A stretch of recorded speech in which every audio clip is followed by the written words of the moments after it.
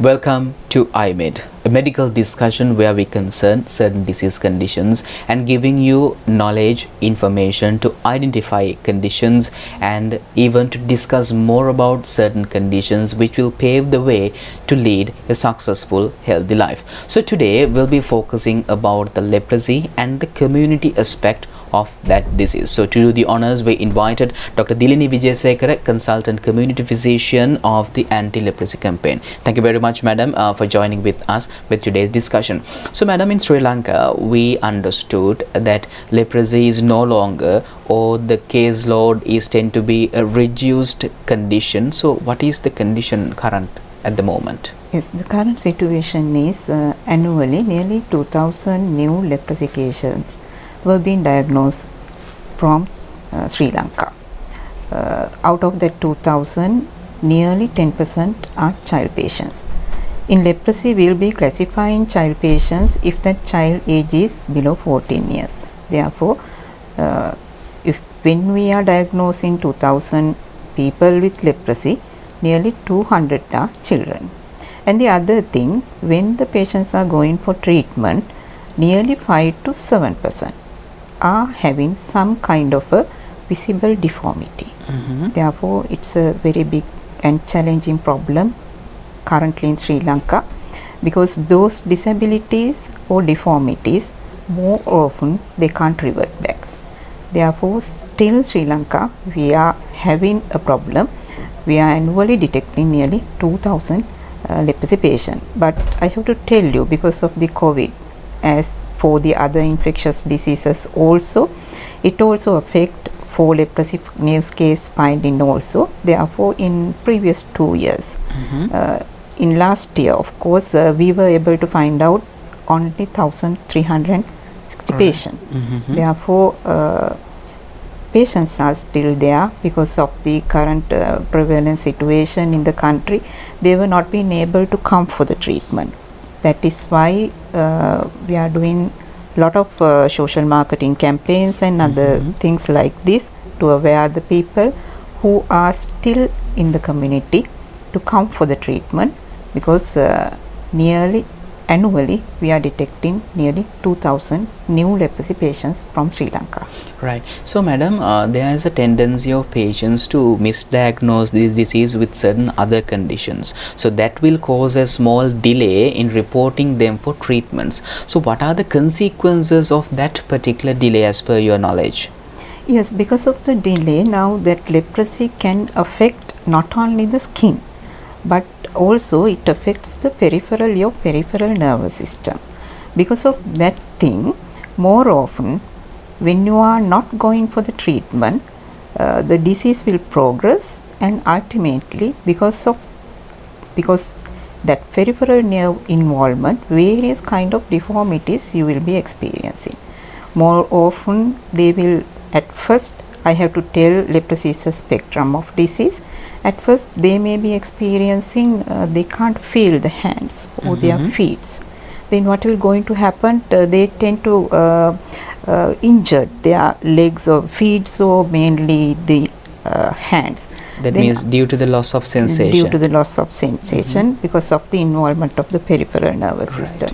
Then ultimately they will be not being able to do their job. To tell further, when you consider, when you looking at the people who were having leprosy, large majority of patients were in the age group of between 25 to 55. That is the economically active population in Sri Lanka, economically active group. Therefore, if they lose their skills or the abilities to do their day-to-day work, that will affect our economy also. Therefore, it's very important to come for the treatment and get the diagnosis, and there are proven treatments are there, because those kind of disabilities or deformities, if time goes, you can't revert back. Then ultimately what will going to happen, that economically active people will be dependent. Therefore, it is very important to identify the patients and go for the treatment as soon as possible. If you start the treatment as soon as possible, these kind of deformities will be not be there. And if they are already, if you are having such kind of deformities, sometimes to a certain extent you can't revert them. Right. That means, madam, if we diagnose at the proper time, in a proper manner, we can 100% get back to normalcy. Not that much, because what we have to do is we have to identify the patient before they are getting those kind of deformities. Right. Because some of the deformities you can't revert back. Therefore, it is very important, if we are to identify the patients as soon as possible, then we can treat. And they won't be able to go for those kind of deformities. Most of the deformities you can't revert back. But like when considering with the proper management strategies, we can lead a normal, successful life. Yes, of course. Right. Okay. So, madam, when it comes to these conditions, so the spreading mechanism, we find small children that you told about, it's somewhere around 200 patients per the 2000 caseload that you are finding annually, it's around 10%, and even the labor force within 25, like the working capacity of those aged people, and there are certain consequences with regard to that count of the infectious people, and so those conditions give rise to some sort of a confusion. So how does this disease come? For children it manifests early, for people with a certain group of age it like tend to have a certain sort of a period with hidden features, something like manifest later on. What is the relationship between that, madam? It's now in leprosy, to get leprosy you have to have a multibacillary leprosy patient. In leprosy there are two kinds of patients, polybacillary and multibacillary. To tell you in simple words, multibacillary means they are harboring a big number of bacillus in their body. Those are the people who will be infectious. To get leprosy, the person need to be have prolonged frequent contact with that multibacillary patient. That means and one or two meet is not enough? No. Right. Okay. To tell you now in WHO what they are telling, to get leprosy you should have a frequent close contact with the untreated multibacillary patient. It's saying 1 week, minimum of 20 hours for 3 months. Therefore, if you go and speak with the patient, or if you share your meal with the patient, or if you shake the hand with the leprosy patient, you won't get leprosy.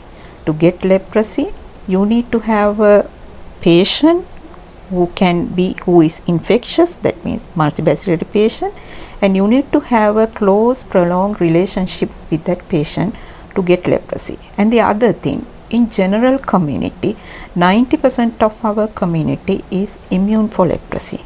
Therefore, to go for to see a patient, and the general community, if you are having a workmate with you, or in a school, if you are having your friend is diagnosed as having leprosy, you don't need to be worried, because to get leprosy it won't spread like COVID. Even though it's spread via respiratory droplets, you can't catch leprosy as like in COVID. Yes. Adding a small point, madam, if we tend to increase our immunity with certain good lifestyle, healthy dietary habits, we won't get leprosy. Is that so? I can't give a direct answer for that thing, because leprosy has been there within our mankind for ages. But this disease is somewhat different. We have not been explored about this disease too much. Therefore, because of the nature of the illness, therefore, as it is an infection disease, at the moment what I can tell you, if our immune system is more potent, and you know, for a better immune system you need to have a proper nutrition, and we need to have our healthier other things.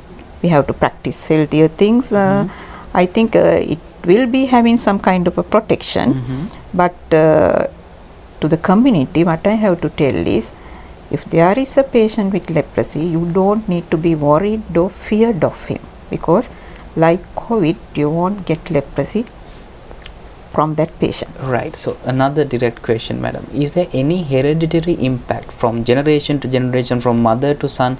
Will there be a certain transmission through genes? Yes, they say, Mhm. but that part also not being explored properly. Right. But the thing is, if a mother is having leprosy, a pregnant mother is having leprosy, via the placenta, leprosy won't go to the unborn child. Right. Therefore, that kind of transmission is not there. We can't see. But in certain research done in not in Sri Lanka but in other countries, they are showing there is a genetically predisposition to get leprosy. Right. So genetic predisposition and certain other conditions that we talk about. So there are certain levels of conditions that we can get, but that does not say that it's 100% or totally no. We have a certain idea. So just to understand, for your knowledge, there are certain conditions you can have your immunity. That does not say like you will not get leprosy if you have a good immune system, but it's better to have some sort of a protection. And madam, you talked about exposing to a leprosy patient a particular hour count, 20 hours per week, and continuously for 3 months. So that person should be an infectious person. So who is an infectious person for leprosy? Yes, the infectious person in leprosy will be classified, as I told you previously, multibacillary and paucibacillary. Multibacillary people are the only people who will be infectious. Right. From there only they can get leprosy. They can spread with their respiratory droplets. From the paucibacillary people, they can't spread the disease. That means, madam, without treatment, that person should stay for a certain period of time. Then only he acquires the capability of spreading that disease. Yes. And the other thing, soon after starting the multi-drug therapy, it says within 72 hours that infectivity or the ability to infect the others will be enough. Therefore, it is very important. If you are having a patient in your school or in your working place, if he is taking the treatment, you don't have to worry, because within 72 hours it says the infectivity or the ability to spread the disease to other will be enough. Right. Okay. So with proper treatments, and even for a specific disease condition, even to many other conditions, if you start treatments, if you initiate those proceedings as per the medical advices, you won't get in trouble. So in this disease condition, leprosy, it is not a reason to neglect a person with a leprosy condition, or it's not a reason to move away from those people. If they have initiated that particular therapy, it will be more than enough for others to understand that this person is not a danger for us. So madam, so this multi-drug therapy or any certain sort of a condition, if a person is diagnosed, or if he or she feels some sort of discomfort or any identification with the signs and symptoms that we were talking about, he should or she should visit a hospital. So what is the mode of like treatments, or how the person can initiate the treatments through the hospitals? Yes, if you think that you are having you are suspicious of having leprosy, or if you are having kind of characteristic or features of leprosy with you, what you can do is you can visit your nearest hospital OPD, outpatient department, and there you can tell the doctor, the OPD doctor, now I am having this kind of things, and the doctor will see you, the doctor will examine you, and if wanted, he will direct you to the dermatology clinic. And of course, in our anti-leprosy campaign, we are having a central leprosy clinic at the National Hospital of Sri Lanka, room number 12. If anyone, anywhere from Sri Lanka, if you want to know about leprosy, if you are having some kind of a trouble with you, you can, it's a walk-through clinic. Right. Anyone can go there. No need of a referral. It is open in the weekdays from 8 to 12 and 2 to 4, and Saturdays from 8 to 12.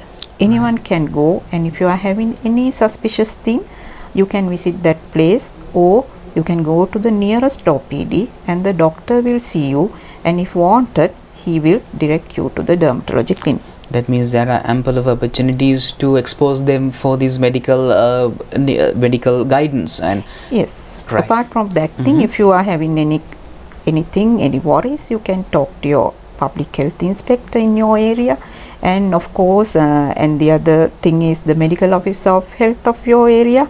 If you can contact them also. Right. So, madam, when considering about the awareness program, so anti-leprosy campaign itself do a certain sort of awareness programs. Can you just explain us to the community what the initiatives of the anti-leprosy campaign? Yes, to tell you now, leprosy previously, before 1940s, there was no treatment. And what has happened, if you are to diagnose with leprosy during that era, you have to go for asylum. Whether you like it or not, you have to go there. And of course, there was no treatment, therefore they have to be there in lifetime. It's like a lifetime imprisonment. Still now we do have proven treatment, but in our community still people think leprosy is such, no treatment, we have to go for asylum. Still our people think like that. To break this thing, the associated stigma, we have we have initiated several initiatives. We have started our social market campaign. It's Live Sri Lanka, and we do have a YouTube channel, and you can visit. Anyone is free of charge, and you can see. And there are ample videos are there, posters are there, and ample things there to read, and you will understand what it is. And we are conducting various kind of awareness campaigns and awareness for the general community.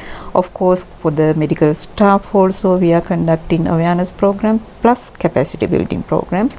Thereby we are trying to break this stigma and the discrimination. Therefore we are doing those kind of things, and at the moment also what we are doing is some kind of a thing like that. And by this mean we are trying to break this stigma and discrimination. Otherwise people have to know treatment is there. You don't have to discriminate people with leprosy. They are living with us. We are no longer taking people to the asylums. Therefore, it is one another communicable disease where the drugs are there. Therefore, this message need to be go to the community. Otherwise, still people think there's no cure for leprosy. And if you are to diagnose with leprosy, you have to go for asylum. Therefore, we need to break this thing.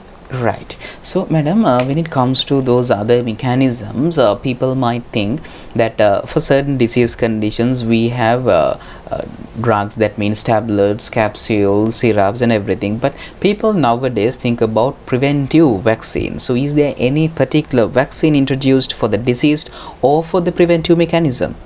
At the moment, no, but in certain part of the world they are trying. They are in clinical trials, and we are waiting for the results. At the moment in Sri Lanka we don't have any vaccines for the prevention also, and some other countries they are taking chemoprophylaxis, but at the moment we do not think it is necessary, because we are having a good public health system in Sri Lanka, and therefore we are trying our best. We are having our strategies in anti-leprosy campaign, and we are having a good field staff in the periphery also. We are targeting, we are doing our best to mitigate the things, and we are not going for the prophylaxis. And at the moment we do not have any proven vaccine at the moment. They are in the clinical trials. So what are the drugs administered? Is it only tablets, or what sort of treatment that a person will undergo in this type of a condition? Yes, for this thing, for the falciparum, the non-infectious ones, we'll be giving 2 drug combination, and for the multibacillary we are giving 3 drug combination. For the falciparum, you need to take 6-month continuous treatment, and for the multibacillary you need to take 1 year continuous treatment. At the moment these drugs will be there free of charge. They will we are getting those things from the WHO, World Health Organization. These drugs are free of charge, will be given from the dermatology clinics, and since 1983 WHO is providing these drugs free of charge, and they are with minimum side effects. Therefore we are giving for the pregnant pregnant mothers also, for the small children also, with minimum side effects. Therefore, what we ask in the community, come for the treatment. Treatment is there.